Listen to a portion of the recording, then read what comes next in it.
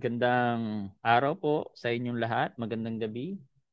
At welcome po sa ating session about transgenderism.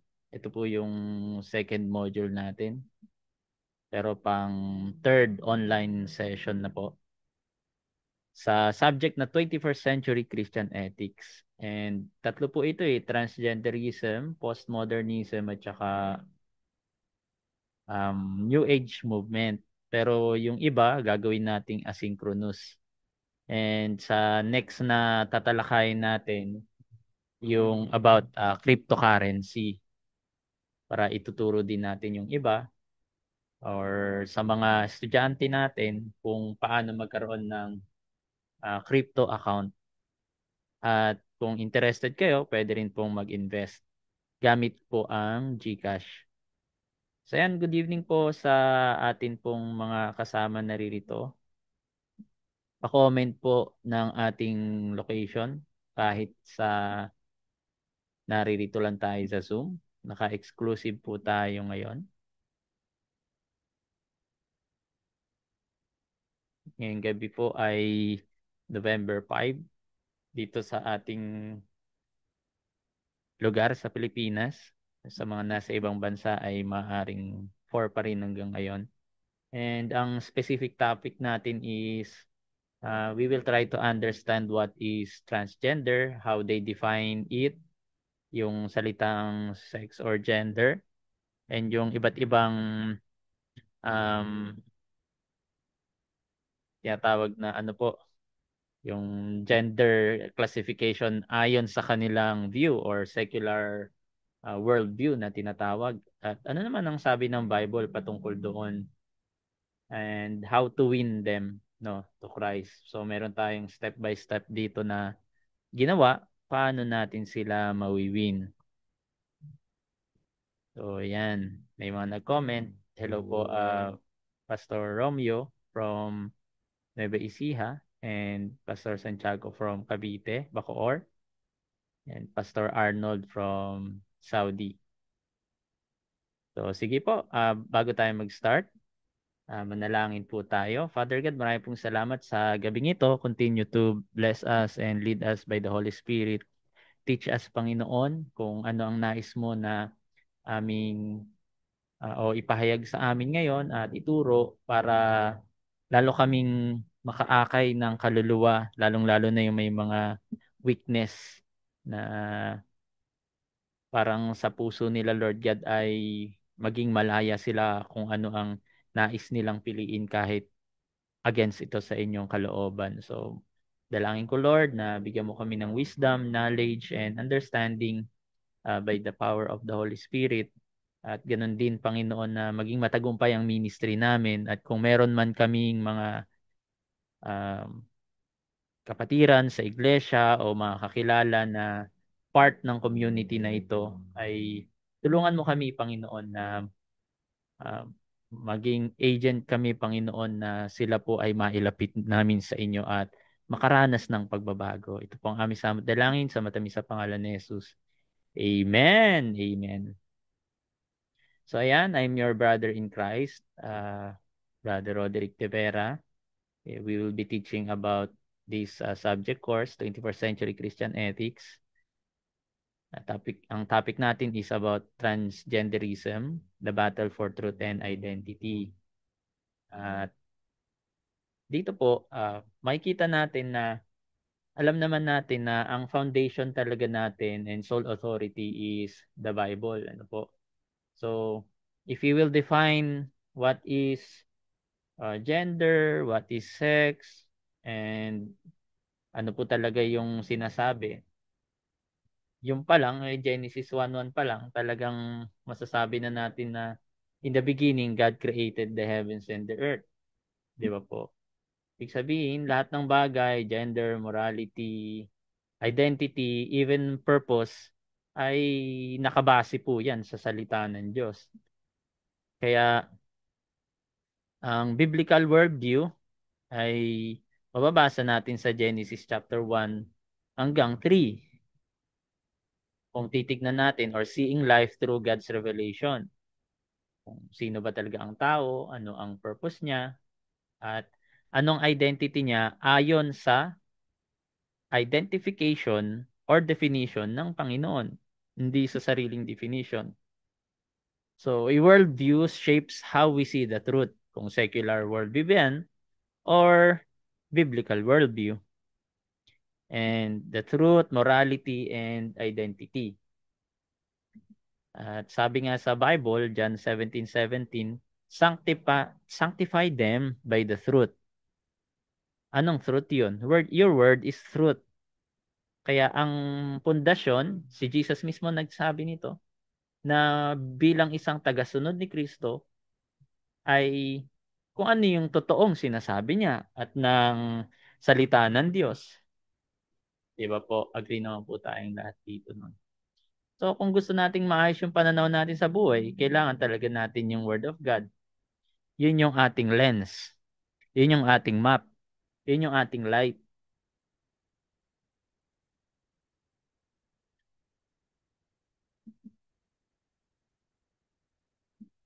So ano ang biblical definition ng tinatawag na sex or sex na sex?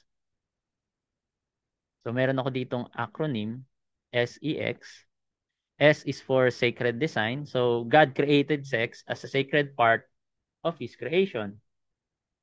Declaring it, sabi niya, it was good, no? Very good in a sense na a superlative. Genesis 1:31. It reflects His creative power and image in humanity. Let us made man according to our image. Sabi nga ni God. So, sacred itong design na ito. Hindi basta-basta. Sabi nga nung isang preacher, ikaw hindi ka just lang, parang basta lang. Ayan, yun yung sabi niya. So hindi basta-basta itong creation na ito. We are God's masterpiece. Talagang personalized na si Jesus Christ namatay para sa sangkatauhan, hindi para sa mga unggoy, hindi para sa evolusyon ng hayop patungo sa tao, hindi sa mga bundok o halaman, kundi talagang para sa tao. We are purchased by the blood as the church of God. So sacred yung design natin. Kalawa, exclusive covenant. It is to be enjoyed only within the covenant of marriage between one man and one woman.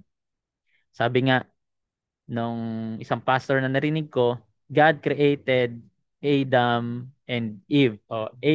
Adam for Eve, not Adam for Steve. 'Di ba? Not Adam for Steve. Kumbaga, Adam lalaki, for Steve lalaki na naman. So, and last, Christos-centered or Christ-centered. So, sexual purity honors Christ and our bodies are temple of the Holy Spirit. 1 Corinthians chapter 16 verse 19 to 20. Kaya yung sex, when kept holy para sa lalaki babae after marriage, it becomes a Christ-centered act of love, faithfulness, and unity. And that's our biblical basis. Now, ano naman yung secular worldview ng gender? So, ayun na ang problema kung bakit nagkaroon ng ganito. Syempre, ang root issue doon ay nagkaroon ng rebellion against sa design ng God, di ba? Yun yung sinasabi natin, Genesis 1 to 3. So, kung papanoorin natin or mag-review tayo sa Genesis 1 to 11, meron tayong mga lessons doon about the fall. Talagang ang kasalanan, hindi lang talaga paggawa ng mali yun eh. Pagtatangka talaga na gusto niyang maging Diyos sa sarili niya, i-define kung ano ang morality ayon sa kanyang basis. So doon na nga papasok yung postmodernism pero baka hindi natin na maabot ngayon. Kaya gagawin ko na lang asynchronous. So, ganito na rin nangyayari ngayon. Gusto ng tao, siya na yung magtatakda kung ano yung tama, ano yung mali. Kung sino siya, ayon sa sarili niya lang. Hindi yung kung ano yung totoo na sinasabi sa Bible, kundi kung ano yung totoo na sigaw ng puso niya at isip niya apart from the divine holy word or the word of God. Even though may sinasabi sila, kilala nila si Kristo, I love Christ, so Christ-centered lang sila, kung ano lang mismo yung lumabas sa labi ni Jesus Christ, apart from it, yung apostles, yung book of apostles, yung epistles, yung Acts, hanggang Revelation, wala na silang pakialam dun eh. Sasabihin nila, mismo yung binanggit lang ni Jesus Christ. Kahit Old Testament, wala silang pakialam doon. Yun yung mga paniniwala ng mga Christian LGBT community na meron pa silang pastor na nagkakasal ng lalaki sa lalaki at babae sa babae, which is personally nakachat ko talaga yung isang nagkakasal sa kanila dito sa Pilipinas. So yun yung root issue, no? At marami talagang modern confusion ngayon. Naging relative na ito instead na God's truth. This is my truth. Self-defined na siya. So gender as a social construct, eto na yung society cultural norms nila ng mundo. And they assign that role based on the biological sex, no? Yung gender roles natin sa family, sa education, sa media at sa religion, they are reinforced. But sad to say, sometimes sa education, yun, lalo na sa Amerika, may mga nagtuturo na tinatanggap talaga nila na yung gender ay maraming kulay. Even in media, alam na natin na maraming prominent at saka mga ina-idolize na mga tao na part ng LGBT, and they're promoting na lumantad ka, maglalad ka, and even some religions na sad to say, may mga sekta na rin or denomination na nagkakasal or tumanggap na pwedeng ikasal ang babae sa lalaki. So, gender roles have evolved due to a mix of indigenous tradition, colonial influences, and modern globalization. Again, this is secular worldview of gender. At meron silang tinatawag na genderbread person. Gingerbread dapat yan eh, pero ginawa nilang genderbread. Again, this is a secular worldview pa rin ha. Parang ipapakilala lang din natin paano sila mag-isip, ano yung view nila. So, itong genderbread person na ito, this is a tool for understanding human gender and sexuality according to them, secular worldview. And it is useful for them. It is not, while it is useful for them, it is not universally applied naman para sa lahat. Sa kanila, no? As only individuals can define their own gender. Yun nga, their definition na yung identity mo ayon sa sarili mong isip. Yung attraction mo ayon sa sigaw ng iyong puso, hindi sa sigaw ng will ni Lord. Hindi yung kaisipan ng Lord, kundi makalumang kaisipan ng identity.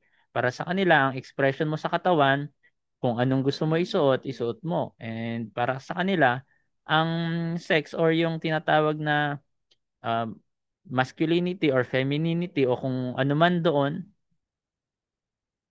na gender ay sila ang pwedeng magdikta. May kalayaan silang magsabi.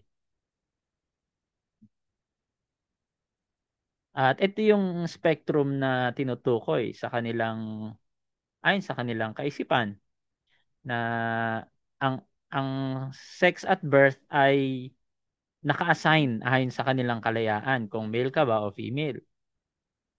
And ang sexual orientation naman sa kanila, it's either homosexual ka or heterosexual. Pwedeng bisexual, pwedeng pansexual, pwedeng asexual.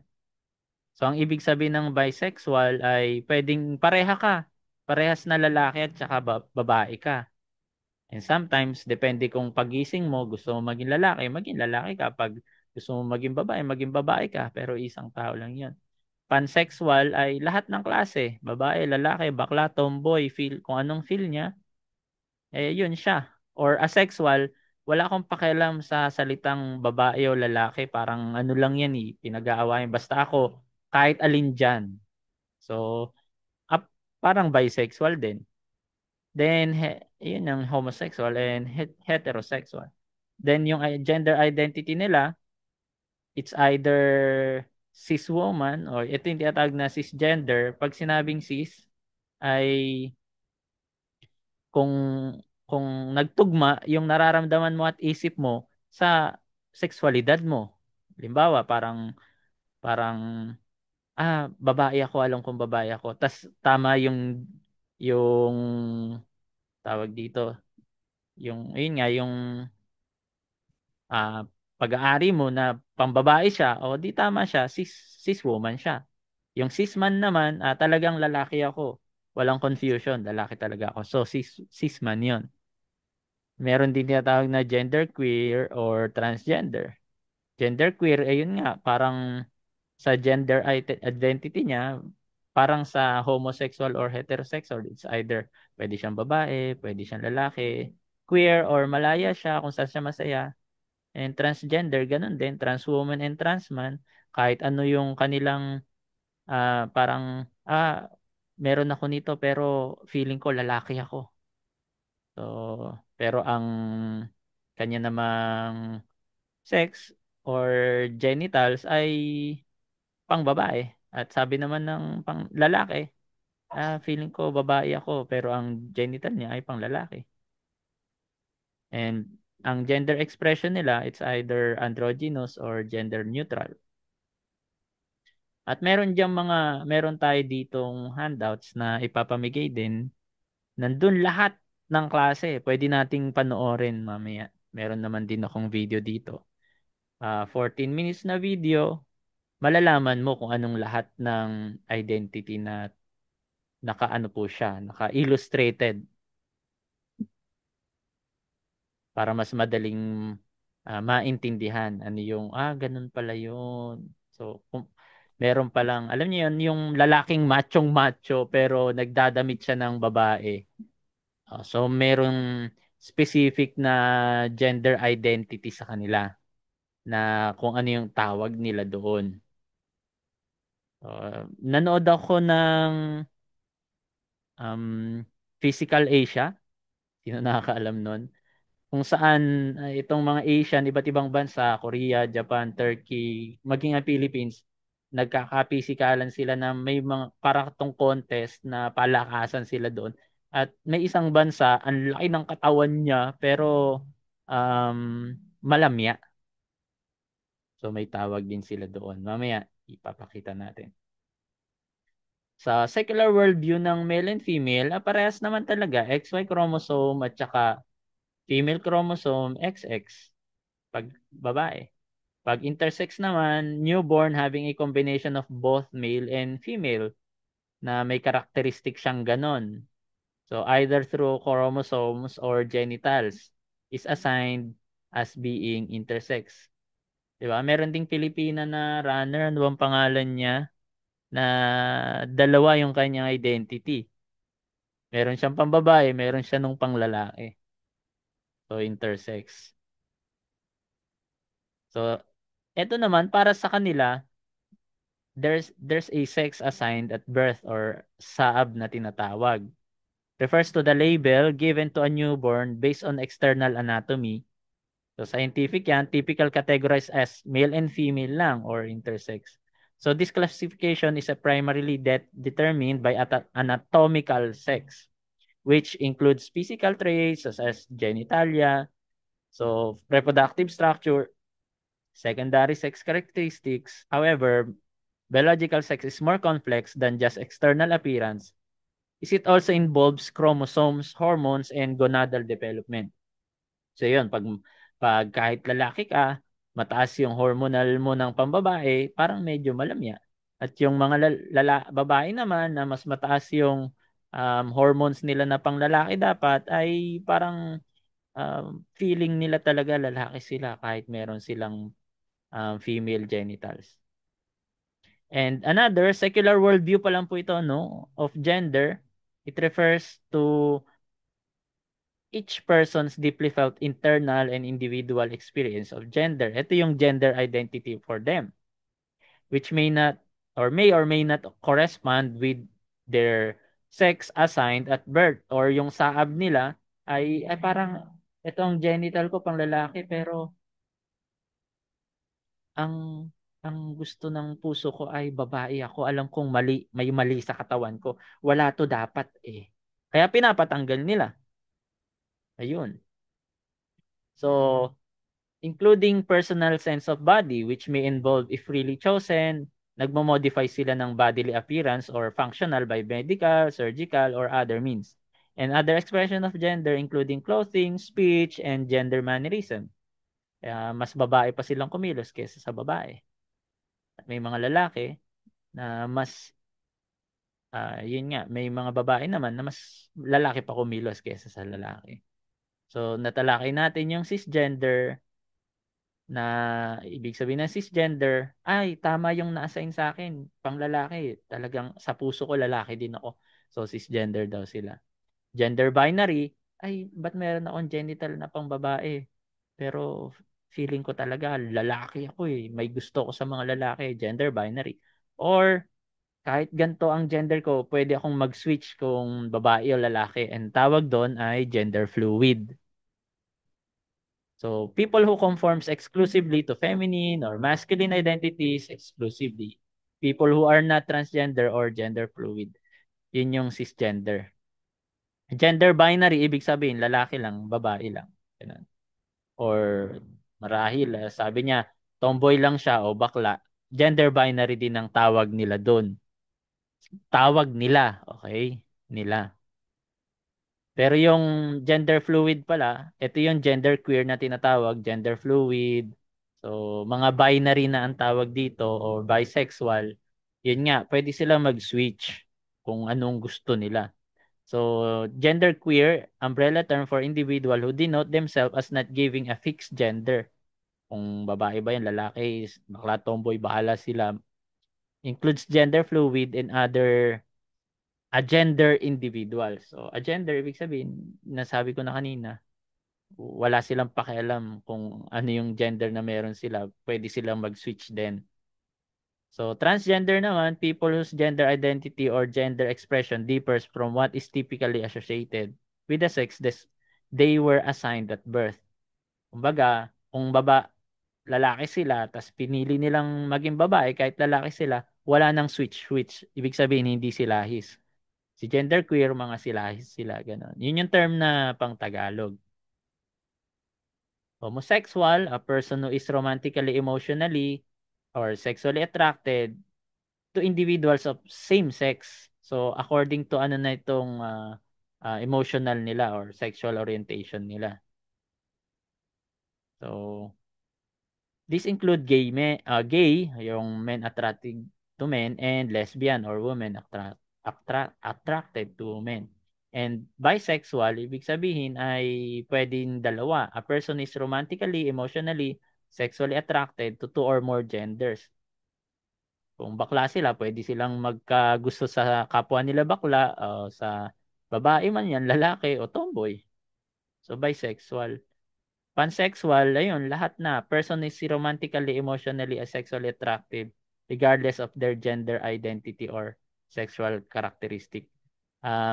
Nagbabago din yung sarili nila na hindi lang yung kagustuhan, kundi yung sarili nila.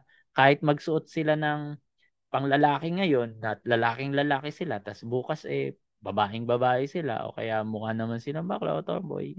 At kahit sino na rin ang magustuhan nila. So, sa kanila, yun yung sexual orientation. It refers to a person enduring pattern, emotional, romantic, sexual attraction to others. It describes who a person is drawn to in terms of relationship and intimacy. So, ang sexual orientation nila is distinct from gender identity, which relates to a person's internal sense of self as male or female, non-binary, or another gender. Yan. May asexual, yun yung tinukoy ko kanina eh. Person who experience little or no sexual attraction but still experience romantic attraction. And heterosexual, a person is romantically, emotionally, and sexually attracted to individuals of the opposite sex or gender. So, heterosexual yun. Ito yung normal din.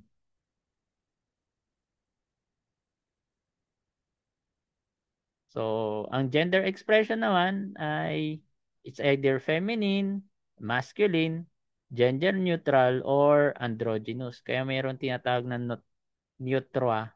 Neutra. So, feminine, alam na natin yan. women, masculine, appearance of man, gender neutral, ay it's different from conventional expectation of masculinity or femininity, and androgynous. Pwede silang mag-express ng combination. Lalaki ako ngayon, bukas babae. So expression po yan. Kaya yung mga terminologies, depende yan sa it's either expression, orientation, at identity na gender. Kaya ang daming mga ano eh, bakit ano pa yung pinagkaiba ng androgynous sa bisexual, pa iba-iba.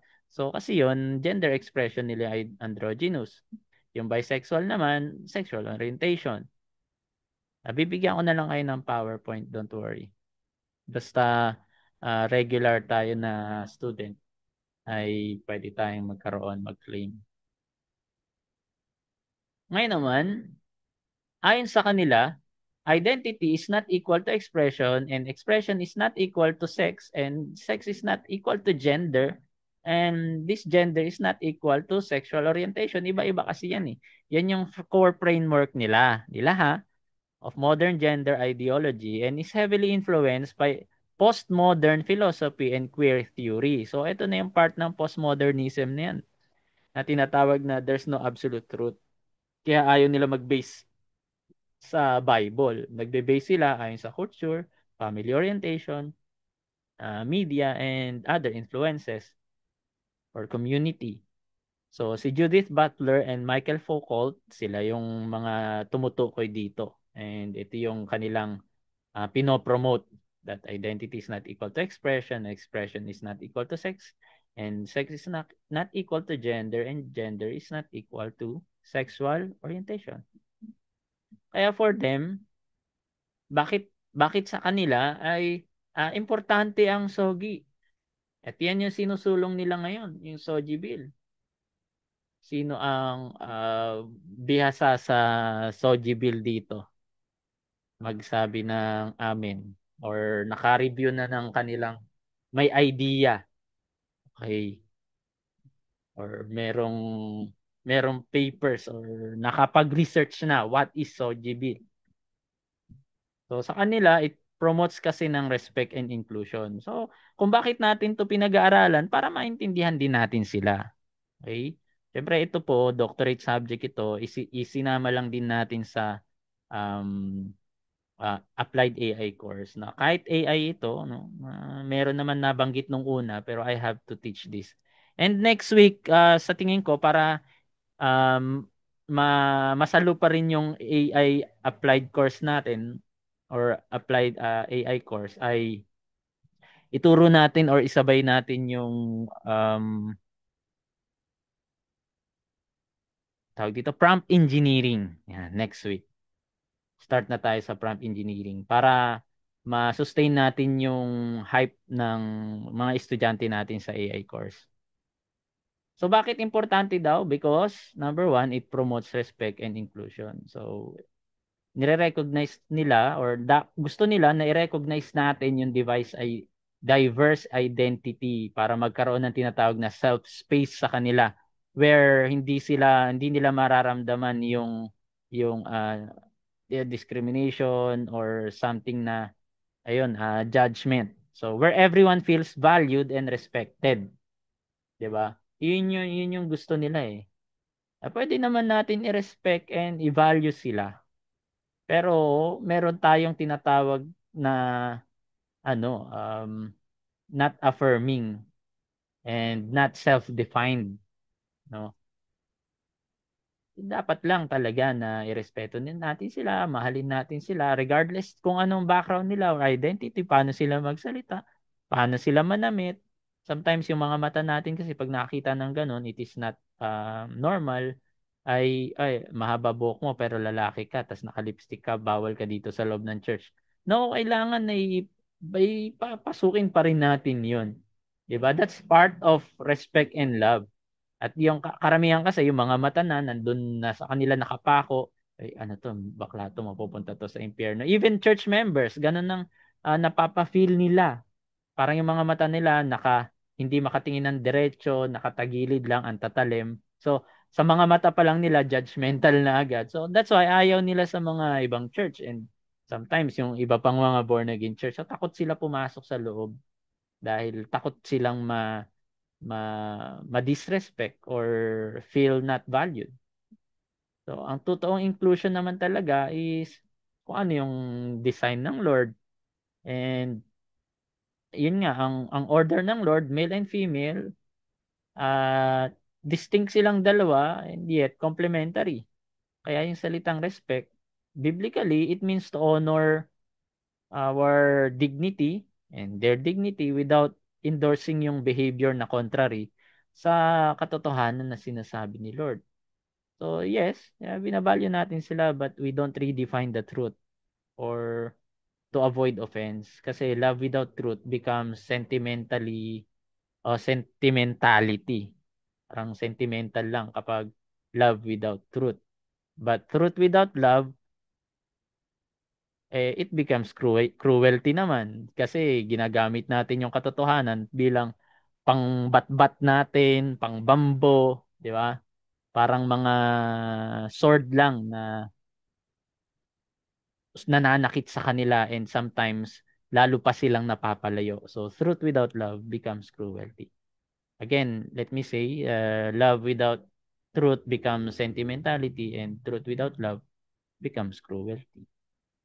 And ikalawa, they fight discrimination and stigma, yung Soggy Bill para sa kanila. So, misunderstanding Soggy can lead to harmful stereotype, bullying, exclusion, and awareness is a step toward equality. Para sa kanila, gusto nila, meron silang sariling CR, ganun. And may mga nakikita akong mall na may ganun na sila. Yun nga lang, hindi naman tayo, hindi naman talaga tayo pro-bullying, di ba? Against bullying naman talaga tayo. May mga Kristiyano lang talaga not oriented, hindi naman sila active, pero nagsishare sila ng mga word of God sa kanilang Facebook, tapos sila pa yung mga antitinding, mga maanghang na salita kayo, mga bakla, salot kayo sa mundo. So, yun ang problema, no? Nararamdaman talaga nila yun. Jesus taught compassion, kahit iba-iba naman tayo. Kaya kung totoong Kristiyano, hindi ganun talaga ang magandang approach. Amen. So, meron man moral disagreement, pero hindi ibig sabihin discrimination yun. Ipaliwanag natin sa kanila. So, we have to refuse or to celebrate what is called sin, but not hatred. No, we are we are telling the truth upon conviction with love, hindi through hatred. Sama ng loob natin sa kanila. So, hindi ganun. So, real equality actually is real dignity and not equal moral yung approval na tanggap kayo sa society pero sa langit talaga hindi. Pero wag natin personal na sasabihin agad yun. Mamaya may step by step tayo how to handle it. Kaya pag sinabi, marami kasing nagsasabi, oh, hate nyo kasi kami, ganun. When they label us na dahil nag-disagree ka sa kanila ay we are parang stimulating hatred. Parang yung kay kung napapanood natin Charlie Kirk na you are promoting hate to the LGBT community. Actually, hindi hate yun eh. They label it as hate. Dahil nag-disagree ka, hate na agad. Hindi naman ganun eh. 'Di ba? It actually suppress freedom of conscience and religion. Pag sinabi mong hate yun. Therefore, biblical teaching seeks to redeem, hindi naman to reject eh. So, it calls all people na ang heterosexual, homosexual, or otherwise must live in harmony with God's design. Kailangan God design yan, hindi yung kung ano yung design lang ng humanity. So, yung Soggy Bill daw, it builds empathy and human connection. It reminds us that everyone has a story, understanding others' experience, fosters kindness and meaningful relationship. Oo, yun ang gusto nila, mag-empathize tayo sa kanila and offer kindness. Maganda naman ang empathy, pero it must not override morality. Di ba? Kaya si Jesus, ang sabi niya dun sa babae na nahuling nangangalunya at babatuhin, Go and sin no more. Sin nga yun eh. Ang sabi sa Bible, sin pag pumatol yung babae sa kapwa babae at lalaki sa kapwa lalaki. So sin no more.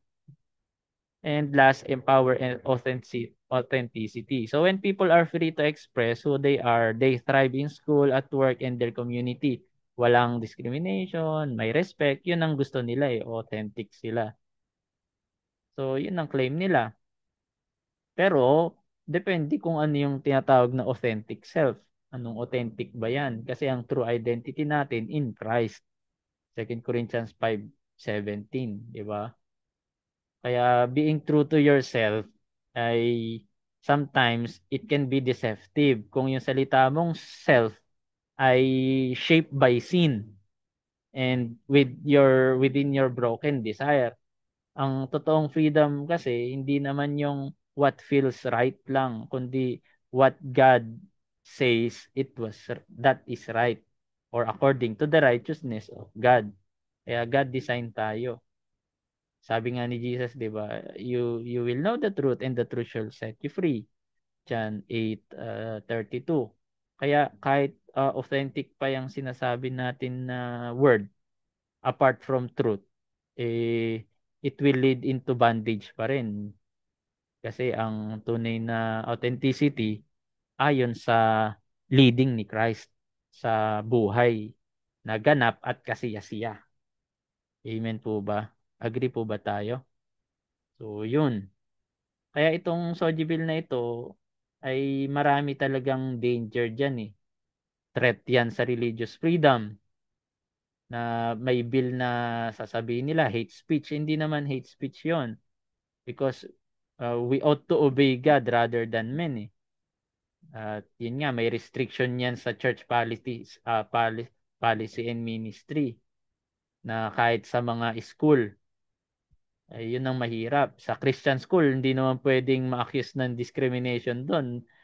'Di ba? Pag inalaw mo ang transgender student sa opposite na restroom, Christian school, alangan mo ang Christian school, maglagay sila din ng, mapuwersa silang maglagay ng trans CR or restroom para sa trans. 'Di ba? Ang hirap maglagay ng ganun. At kung specific na para sa trans yun, sinong papasok doon? Bakla tomboy, sabay? 'Di ba? So, yun ang problema. Tapos, para saan pa yung biblical counseling? Ikikriminalize na yung pastoral care kapag gusto mong i-share yung transformation sa kanila at ma-feel nila na na-offend ako sa ginawa ni pastor. 'Di ba? Para sa kanila, merong emotional abuse doon. So, pwede ka nilang i-penalize as offensive. Kaya it will censor the rin yung freedom natin na halimbawa nagpi-preach tayo sa kalsada. Pag may soggy bill, hindi mo na maipi-preach yung kasalanan doon ng kabaklaan at saka katomboyan. Ay, ang hirap namang mag-compromise. Sabi sa Bible, be not conformed to this world, but ye transformed by the renewing of your mind. Para sa kanila, legal harassment 'yon kahit lang yung meron lang sa kanilang false accusation na kahit hindi mo sila tinutukoy, meron pala doon sa gilid, tatamahan sila. So yun ang problema. Kaya tayo mga pastor, ipag-pray natin itong isinusulong nila yan. We have to be informed. Kaya sinishare natin ito kung ano ba talaga yung exact wording and implication ng bill na yon. Meron namang AI, pwede tayong humingi ng mga nilalaban nila maliban dito sa apat. We have to be united.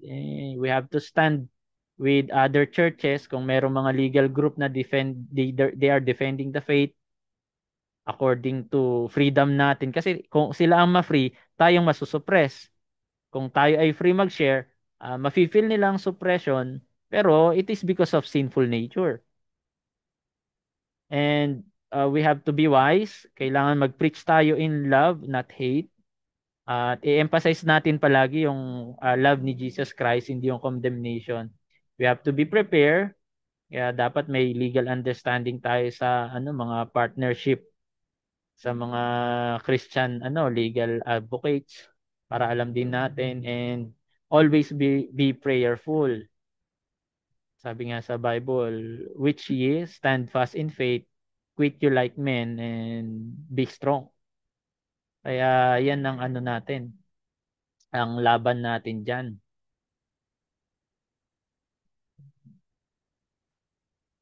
So ito yung mga another refutation natin.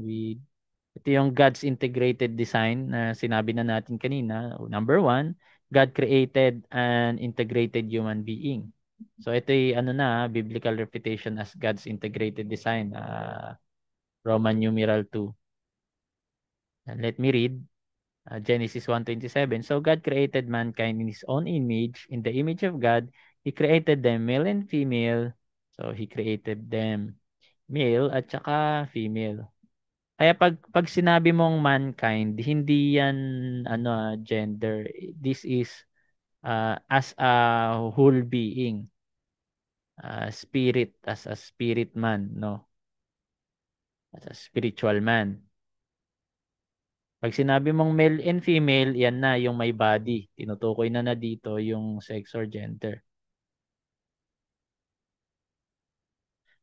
Yan yung orientation nila.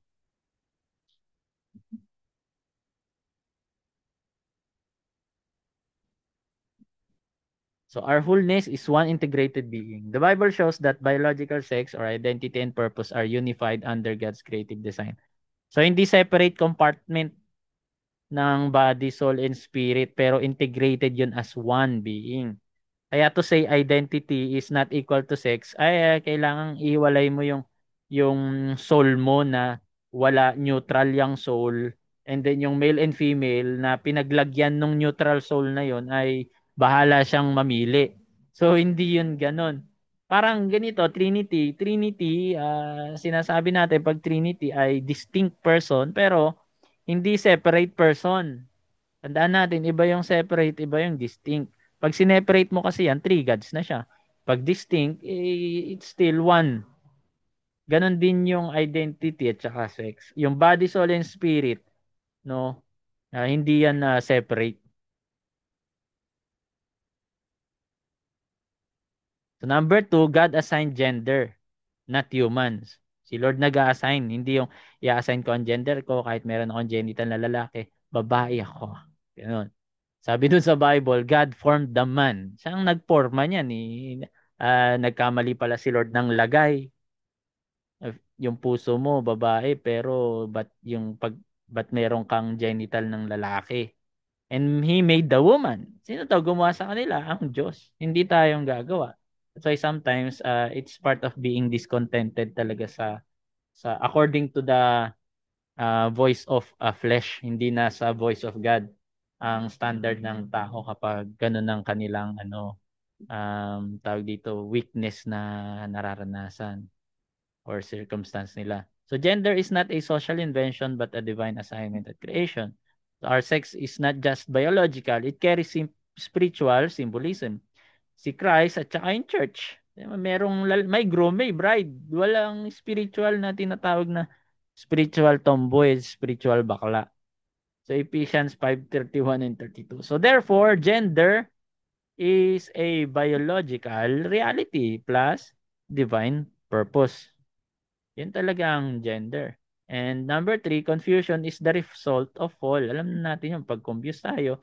Ibig sabihin, sabi nga nila, psychological problem pagka ganun. And they exchange the truth about God for a lie. And their women exchange natural relation for a natural one. Yan yung isa sa mga verses talaga sa New Testament na makikita natin na ayun, parang nagsawa na sila sa lalaki, kapwa lalaki, mas pinili na, ay lalaki sa babae, mas pinili na nila yung sa kapwa nila lalaki. So this passage shows that sexual and identity confusion stem from rejection of God's truth. Kasi mababasa natin doon na they exchange the truth about God for a lie and not from divine design. So when truth is abandoned, yung identity, it becomes distorted automatically. Talagang kapag iniwan natin ng katotohanan at naging bulag tayo doon or nakalagay naman sa Bible, si Satan naman talaga or the devil or the evil, siya yung bumubulag sa mga tao para hindi maintindihan yung gospel. And that's part of the gospel, di ba? Yung truth na tinatawag. And we don't have to abandon it. We have to embrace it. And redemption restores our true identity. 2 Corinthians 5:17, nabanggit natin yan, but not the whole verse. If anyone is in Christ, he is a new creation. So, all things has passed away, behold, things become new. So, Jesus doesn't affirm self-made identities. He transformed them. And the gospel restores harmony between our biological sex, spiritual identity, and divine purpose. At dito, meron tayong um, ginawang acronym ng salitang gender. Gender is God's design, established in creation, nurtured in righteousness, divine purpose, equal in worth, and reflecting God's image. Yan yung biblical view, which is God design. Gender is created and defined by God. E is established creation. That means God established male and female from the beginning. N is nurtured in righteousness. That means gender roles grow through obedience to God's word.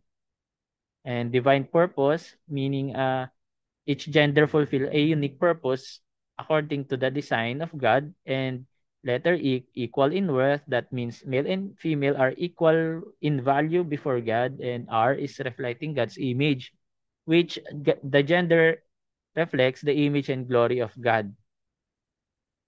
So, ito yung secular acronym. Ang gender pala sa kanila, G is for generated by society, E is expression of self-identification, N is non-binary spectrum, D is determined by self, E is evolving concept, and R relative to culture, not reflecting into God's image. And that's how they mean it. Nandito nakalagay. Screenshot nyo na lang. So, how to refute itong contradiction in modern claims? So, meron tayong tinatawag na logical refutation that makikita natin yung self-contradiction nila sa modern claims or in modern claims. Number one, if identity is completely self-defined, so it becomes meaningless because anyone can claim to be anything. Kaya nga ang sinasabi nila, if I feel that I'm a tiger, am I logically a tiger? Sabi ni Charlie Kirk. So kung gusto kong maging pusa ngayon, what can you say? I'm a cat. So parang insane ka. So same. Kung lalaki ka, you have genitals of a man and you're saying you're a woman, it's not sanity. Di ba? It's insanity. So truth will collapse into emotion because you felt something, therefore you are that kind of something. So yun yung pag sinabi mong identity is self-defined. Kalawa, if sex and gender are totally separate, so why do trans individuals often pursue surgeries or hormones to align their body with their identity? Kung separate 'yon, 'di ba? Sila na mismo ang nag-a-add ng hormones para magpalaki ng mga dibdib, yung mga bakla and yung mga babae naman para lumaki yung boses nila. So they're taking something na mag-change ng voice nila, medyo bababa. So that reveals an inner recognition that body and identity are meant to match. So kung talagang naka-assign na totally separate yan, why take pills para sa mga lalaki? Para maging um, feeling babae yung katawan nila. Because mayroong mga ganun eh, they are taking pills. Yung mga um, gays. Then if expression defines reality, then feeling male must have a definition. But that definition always depends on a male-female categories, which contradicts the claim of no binary. So, yun ang problema. Ang expression lang yung reality. Di ba? Yung reality natin. So, magko-contradict yan. So, in short, the secular definition claims destroys its own foundation. Sila mismo ang sumisira. That's why galit na galit sila kay Charlie Kirk every time na hanggang sa dumating na sa point na yun na tiname nila ang isa pero hindi nila alam mas marami ang lalabas na Charlie Kirk or yung may hawak ng advocacy niya. O ngayon, ng step by step. So before tayo dito, any questions po?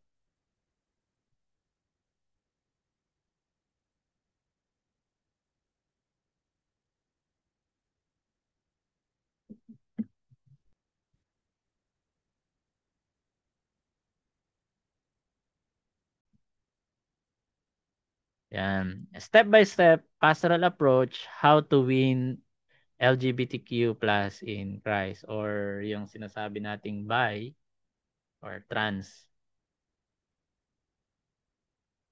Number one. Step one natin, build a relationship of trust. So, begin with listening. Kinig ka lang sa kanya. Hayaan mo lang siya magpatawa. Avoid yung arguments. Let them feel seen, respected as person created in God's image. Sipin mo na kung ano yung gusto niya express, kung feeling babae siya sa ganyang part na yan, o sige, hayaan mo, magpatawa. Sometimes, yun nga lang problema sa kanila, no, medyo may kalasuan din yung iba na, alam niyo yun, sagad-sagaran na rin yung nagkasala na rin din sila, itodo na nila yung pagkakasala. So, lantaran din yung pagiging hindi maganda yung mga sinasabi nila sa kanilang mga bibig. So, yun ang medyo sa atin nagigrieve yung ano natin yung Holy Spirit sa atin nagigrieve parang hindi niya makayanan yung ganoon. Tama po ba o hindi? Halimbawa, napunta kayo sa isang lugar na pag hindi ka sanay at too much sabihin natin delved ka talaga or immense ka talaga immerse ka talaga sa Holy Spirit which is kabanalan tas punta ka sa isang lugar puro sila murahan iba yung mararamdaman mo parang ang bigat na ewan. So yun yung mga tao na sobrang bigat sometimes hindi na sila makapigil. They're saying na yung nagsasalita na rin sila ng masasakit, they are condemning those person and straightforward. Pero yung mga tao na pag sinanay mo rin ang sarili mo kasi sa ganoon, parang halimbawa, darating din yung point, ganyan yung mga kapitbahay nyo. Pero kahit gaano ka ka-spiritual, ay resilient na yung tenga mo. Tanggap mo, naunawaan mo sila na ganun talaga sila. So yun, umaabot din yan sa ganyang maturity eh. So kailangan sa ating sarili, no? Para magawa natin itong begin with listening and avoid arguments and let them feel seen and respected as person created in God's image. Yun nga lang ay dahil may ano sila na pagiging sinner. Kailangan talaga lalawakan natin yung understanding natin doon. Yung fruit of the Holy Spirit muna. Nakalagay doon, love, joy, and peace. So, yung tatlo. And then love, joy, peace. Then yung definition ng First Corinthians chapter 13 about love. Love is, di ba? Love is what? Ano yung unang-una nakalagay? Love is patient. So kailangan pasensya yung patience muna natin ang unang lilitaw doon. Yun ang hirap minsan yung mga tao talaga. So love is patience na maging pasensyoso ka muna. James 1:19. Ano ang sabi sa James 1:19? Uh, I'm sorry. Tingnan ko nga dito ko na isulat ko.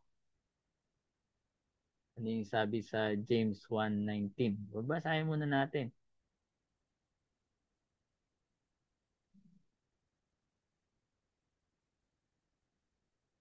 Open ko lang tong Bible natin.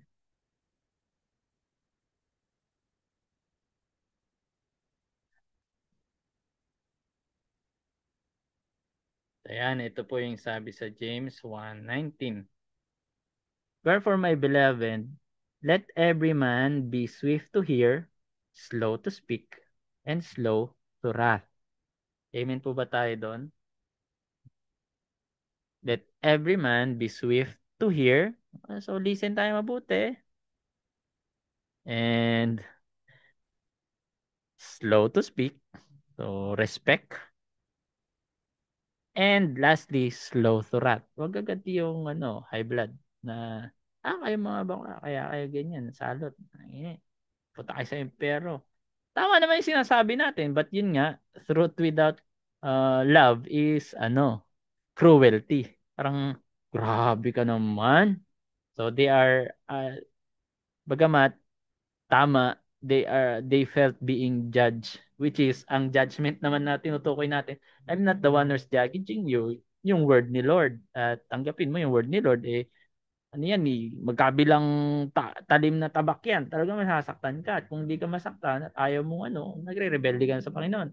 So tama naman yun, but yun nga, no, hindi siya hindi siya slow to speak, hindi siya swift to the hearer din. Okay. Yun ang problema. Kaya may mga nasasabi tayo na kung gusto talaga natin na ma makuha yung trust nila, tanungin natin, kamusta? Instead na sabihin mo na, confused ka lang, tigilan mo na yan. O kaya, hindi ka mahal ni Lord pag ganyan ka. O mali ka, pero nandito ko para itama ka. Yun, hindi yun makakatulong talaga para sa kanila. Kasi alam na nila yun eh. Alam na nila yung pag religious kang tao, alam na nila yun, yung expect na nila yung sasabihin mo, and that's insensitivity. So nawawalan ka ng sensitivity.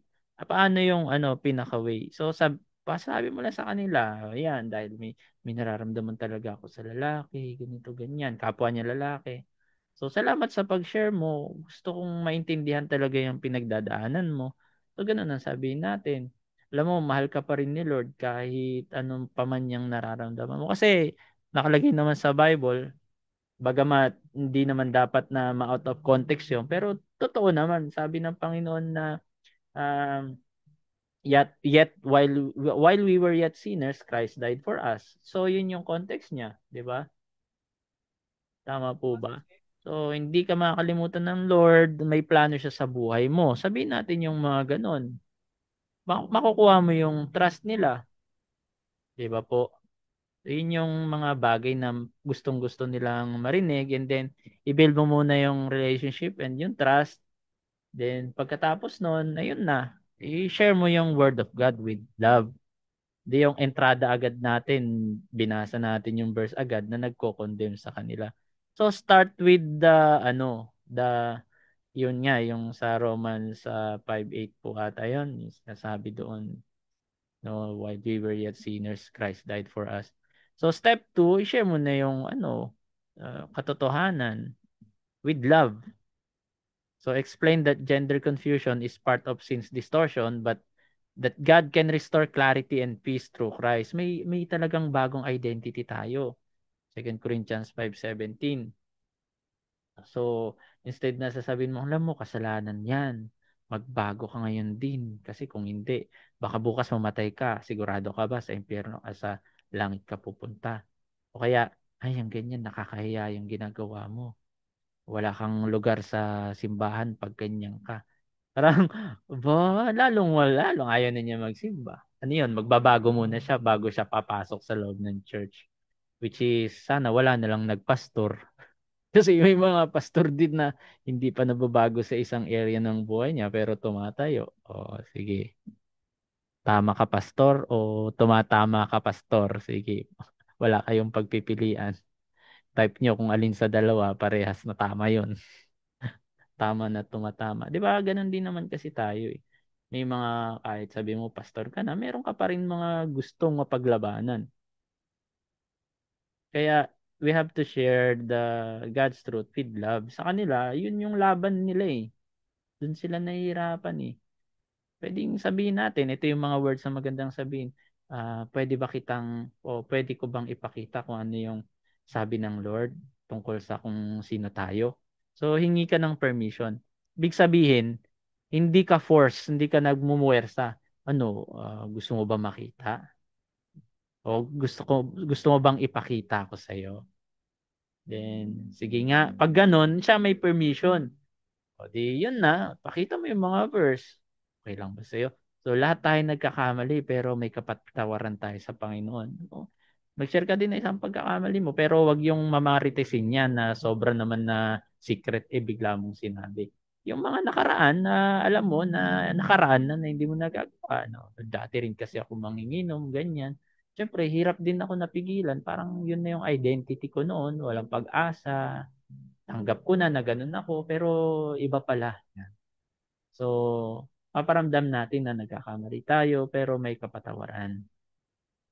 And then, ayun, sasabihin natin, si Jesus lang yung tunay na makapagbigay ng tunay na na peace at contentment sa heart, 'di ba?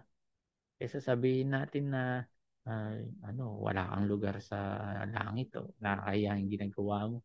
Karumal-dumal 'yan sa Panginoon. Ayun yung mga term na kahit sabihin mo totoo, yun nga, truth without love is cruelty. Parang grabe ka. Next, number 3. So, share na natin. Hihingi tayo ng permission. Then, number 3, emphasize identity in Christ. Kaya ang paghingi ng permission, siya yung nag-open ng gate eh. Hindi mo choice. Siya ang may choice nun. Kaya maganda yon yung hingi ka ng permission. Gusto mo ba ipakita ko sa iyo? And then, pagkatapos nun, yung identity niya na in Christ. So, you are building a trust. Ikalawa, you are sharing the word with love na or asking a permission. Pag hindi pa sila handa doon, so bigyan mo ng time. Kung may pagkakataon naman na i-share mo other time at pag-pray na wag pa darating si Lord. I-enjoy muna na uma-attend siya man sa church, and diyan lang siya at least, no? Na nafi-feel niya na at home siya, hindi siya na-judge. And then, bit by bit, i-emphasize mo na yung identity in Christ. Pastor, di ba pwedeng direktahin kung gusto mong tanong, bakit yung mga disciple niya, 3 years nga niya pinagtiyagaan niyang mga yan, pero bumagsak pa rin di ba? So, kahit sabihin natin na may dinirekta man siya o hindi, pero ganun yung pag-build kasi ng trust Hindi mo na maituturo ng one time, big time. Mas maganda yung slowly but surely. So, emphasize natin muna yung identity nila with Christ. So, teach that our true identity is not in gender, sexuality, or feelings, but in the Savior who redeems us. Galatians 2:20. I am crucified with Christ, di ba? Yun ang sinasabi doon. Nabubuhay man ako, pero hindi na sa sarili ko, kundi si Kristo nang nabubuhay sa akin. Kaya, kapag ka may mga ganyan, instead na sabihin natin na basta pag kumilos ka yung parang normal lang na ayusin mo, wag yung malamya. Hindi mo kasi pwedeng ganunin sila eh. Kung malamya sila, hayaan mo lang silang malamya. Ang kailangan muna hindi yung sa physical yun eh, kasi sometimes pag may urge ng hormones talaga na mas malakas yung ganoon, hindi mo yun mababago agad-agad eh. Or even no, lilitaw pa rin yan kahit baguhin mo na gusto mong baguhin. Mayroon at lilitaw pa rin yung point na gano'n, bigla siya mapapasigaw. Kahit gaano sila o yung babae na kung umupo, parang lalaki na nakabukang kang, fine time, mag-finish. So, pwede naman sasabihin yung gano'n, no? Pero yung talagang iko-condemn natin yung gano'n sila, hindi rin healthy yun sa kanila. Sabihin natin na, pangit mo dyan sa itsura mo. So, nagja-judge na agad tayo. Hindi ka na o kaya sometimes, kung ganyan ka ngayon, hindi ka na magbabago kahit kailan. Parang ang hirap naman, no? Kaya ang sabihin natin sa kanila, alam mo, hindi kailangan maghanap ka ng identity mo sa gender eh.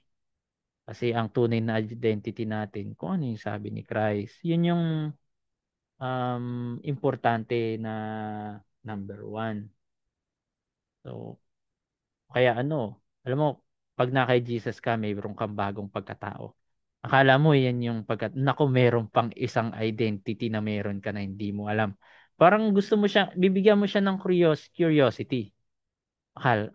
Yan na ba talagang identity mo? Parang meron pang isa.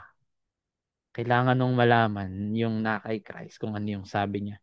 Parang curious nyo, challenge nyo siya. Siya mismo ang hahanap nun kay Jesus.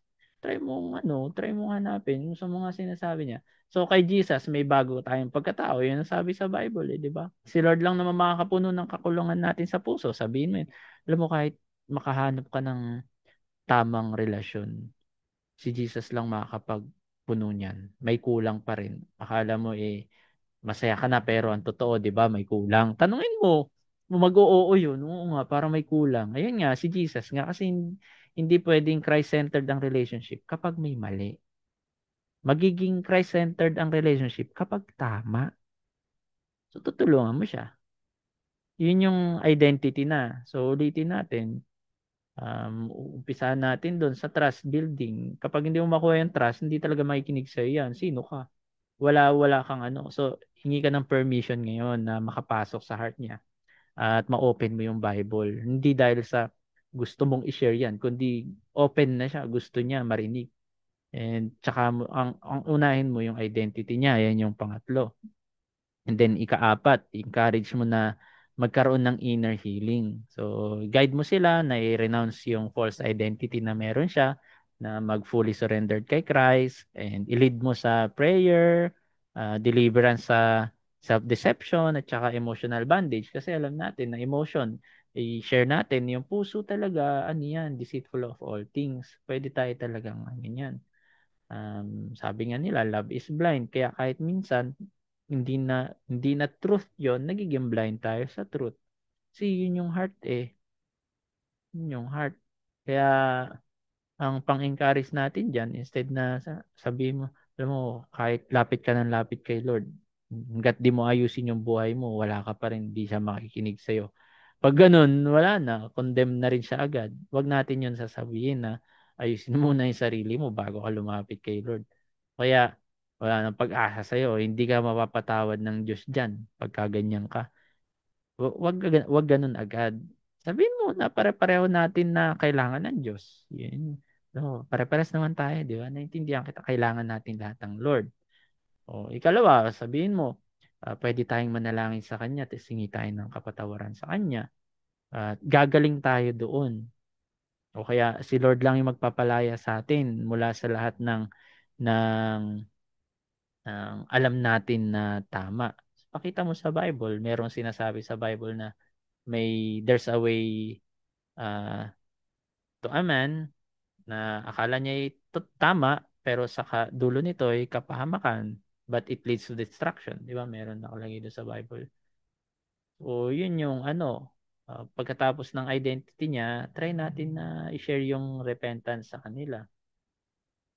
Then, pagkatapos nun, i-connect natin sila sa isang circle ng accountability. So you have to assign a mature same-gender mentor who models biblical masculinity or femininity that supports them in growth. Actually, may mga Christian community na ganito, and pwede tayong maghanap, no? Or gusto nyo, tayo mismo ang bumuo para may mga member natin sa church through MBS, meron tayong gawing ministry na ganito. So kung agree kayo doon, let's build one and help natin ng isa't isa. Pero hindi pwedeng i-add mo ron kung hindi siya oriented. So we have to make kung agree kayo sa akin, we have to make yung isang group na para doon talaga. Pero kailangan oriented sila. Hindi yung bigla ang bagsak. Anong meron dito? Ay, si pastor talaga. Oh, ang gusto kong gawin sa akin. So, hindi pwedeng ganoon. Kailangan ay willing na siya. And yun yung magiging, yung group na yun yung magiging way para masustain. Kung saan, makapag-encourage yan sila sa isa't isa, may share nila ng open yung sa isa't isa, ganoon. And how to mature, no? Through that discipleship and accountability. So maganda rin yung may pastor din talaga na ganun siya talaga dati, and then nabago siya. So yun yung mentor. Kung may kilala kayong ganun, so kunin natin sa MBS na mentor na for ang ang tawag na lang natin ay yung sabihin na lang natin na restoration, or 'di ba? Para ma-restore siya kay Lord. Then number 6, pagka meron kasing community na ganun, uh, at medyo nahirapan pa rin siya, then kuha na tayo ng psychological and emotional support. So, merong mga Christian counselor na pwedeng mag-combine ng biblical truth with professional care at meron nga kami din na ganyan. Pero Christian siya, may anak siya, pero halatang naging speaker din namin 'yon about psychology. Biruin mo, no? Siya mismo ay malamya talaga, magsalita siya malamya, pero may anak po siya, may asawa po siya. Mas pinili niyang maging Kristiyano po. At ayun nga, often trauma 'yun eh, merong nakaraan 'yan or identity issue na nakalink maliban sa peer pressure. So may mga ano po 'yan, may dahilan. So pwede kong ibigay sa inyo yung link ng page niya at doon po papuntahin yung mga church member na willing silang maghanap ng professional counselor. So yun ay doctor talaga ng psychology. And ganun din siya, parang bisexual tignan talaga. So last, ayan na, restore biblical understanding of the body o kung ano yung talagang sabi ng doon na natin sasabihin sa kanya. Kasi may mga verses din ang hirap kapag nagka-counsel ka na the verse agad yung ginagamit natin na yung masasakit. So, una, syempre, yung verse agad na mahuhook in shot main love siya kay Jesus. Si Jesus, hindi naman sa mga makasalanan, hindi naman niya binatuhan agad ng mga verses yung mga tao. Eh. Talagang pinaranas niya talaga genuinely yung care, yung love niya. At sinasabi niya, huwag ka na magkakasala ulit. So, we have to teach that the body is a sacred vessel designed by God. So, encourage caring for it, not altering it. Hindi yung ina-altered natin. Pinapakialaman natin ayon sa sarili lang natin na kagustuhan. Parang, kailangan talaga um, parang, mahirap din kasi yung, gusto kong magpa-counsel. Yung mga taong ganun eh. Basta, attend ka lang sa church, okay na yan. At ikaw na lang bahala, hindi problema yan. Basta layuan mo na lang yung mga ibang tao na circle of friends mo na nag-influence sa'yo. Kailangan, may, sabi natin, may kilala tayo na, yun ang kagandahan kapag gumawa tayo ng group, may kakilala tayong, makakasama mong dyan sa journey mo. 'Di ba? O mas madali yung pagbabago natin pag may mga kasama na nagpe-pray sa'yo. O, tutulungan ka namin na hindi ka nag-iisa diyan. Gano'n, 'di ba? Pag i-address naman natin yung sa mga counselor, may mga kasi pastor na sinasabing ay walang walang counseling diyan, ang lang talaga diyan prayer. Baka mahina ka lang talaga siguro mag-pray kaya hindi ka nababago. Yun yung mga term na ang tawag doon gaslighting eh. So hindi valid yung nararamdaman mo, brother. So sister. Sabihin mo na lang minsan talaga may mga confusion tayo. I-generalize natin yung kasalanan niya as in may kasalanan din tayong generally same na kasalanan na kung saan ka may nagkasalang ganun ay akala mo tama. So, yun, minsan talaga may mga confusion tayo. Yun ang sabihin natin. May mga confusion talaga tayo.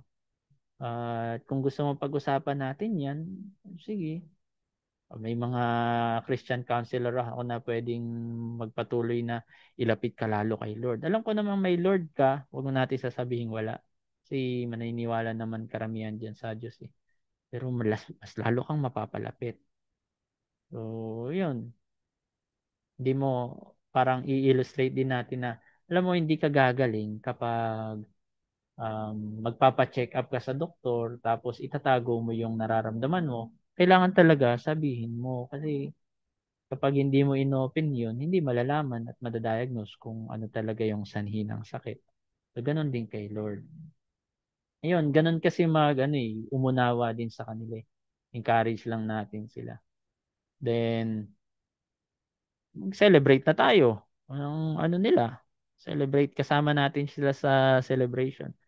Um, Subukan yung pag-testimonyhin. Kapag may mga camp, isama nyo, mag-testimony siya kung paano siyang tinulungan ng Lord. Kasi the more na ginagawa nila yun, mas na-encourage sila na kahit sabihin nyo na minsan nagkakasala pa rin, parang may nararamdaman pa rin sa kapwa nila lalaki. Kasi hindi talaga mawawala yun eh. Magiging struggle nila yun habang buhay eh. Kasi weakness nga yan eh. So, pero kahit ganun, paano niyang nalalampasan? So kasi kapag wala silang activity, magiging idle sila, doon na sila tuluyang magkakasala, on-off ang mangyayari sa kanila, pero nandyan pa rin tayo para tumulong na sa restoration process nila. So, celebrate spiritual rebirth. When a person renounce gender confusion and embrace God's design, so celebrate it as a testimony of God's transformation or God's transforming grace. Pag sinasabi nilang kung hindi dahil kay pastor, hindi ako nabago. Si Lord, hindi naman tayo talaga. Kasi kapag tayo, pag nasaktan natin yan, balik yan sa dati. So, at least ngayon, wag mo sasabihin na, o at least ngayon, normal ka na. So, ibig sabihin, abnormal siya noon. At basta wag mo nang banggitin yung nakaraan mo. Hindi, kailangan niya talagang banggitin yun eh. May mga nagsasabi na wag mo nang banggitin yung nakaraan mo. Kaya, tatanggapin ka lang nila kung perpekto ka na. So, mahirap kasi yung nagtatago. Huwag natin sasabihin yun. Ang mga magandang sabihin na sa langit, may mga nagdiriwang pag bumabalik tayo sa Panginoon, subukan mo kayang para papalakpakin ang mga anghel. Paano ba sila mapapalakpak? Ayun, pag nagsisi ka. Di ba? Parang magandang challenge na ba pag nagsisi ka. Ay na, merong mag-cheer up sa'yo, mga angel. Hindi naman sinungaling si Lord. Ikaw ba naniniwala doon? So, yun yung magandang mga encouragement. Nakakatuwang makita yung pagbabago mo dahil grace ng Lord yan. Makikita na yung grace ng Lord sa'yo. Magpasalamat tayo. Bagong nilalang ka na. So, yun yung natin, mga ways natin sa kanila. Then, personal kasi dapat talaga kinakausap yung tao na yon or tanungin mo sila kung okay lang silang magkaroon ng Bible study sa kung safe space nila, kung sa bahay man yan or isang part na walang makakarinig sa inyong iba. So, magsama ka rin ng team mo at may team din siya, ganun, or friend niya, or kung one-to-one, pwede rin. So, yun yung mga magagandang And may program ka din dapat talaga doon, hindi yung one time lang. So, may follow up ka and may follow through. At maganda nga yung follow through na sinasabi ko na gawa din tayo ng group kung baka may kakilala kayo. So, meron din naman akong nalaman pero hindi ko pa siya na-touch. At meron talagang nagpapa-seminar na ganun eh. Hahanapin ko yung kanyang page ulit. So nakita ko yun, nagkaroon sila ng seminar. So ganun sila, mga restored sila. So yan, tawagin natin sila mga restored. Pagkamat tayong lahat naman restored. Pero iba din yung pinagdaanan nila. So, in all 8 steps, ang goal dyan ay conversion, not confrontation lang. Hindi lang basta confrontahin natin sila. Or restoration, hindi yung rejection. So, yung balance ng truth plus love, and that's the transformation. Transformation is what wins heart to Christ. Sabi nga sa 2 Timothy 2:24. And the servant of the Lord must not strive, but be gentle to all men, up to teach, and patient. So, yan yung sa atin ng Lord. Kaya maging patient tayo sa kanila. So, amen po ba? Say amen kung kayo po ay agree sa akin. And, ayan, yan po ang ating topic about transgenderism. So, praise God.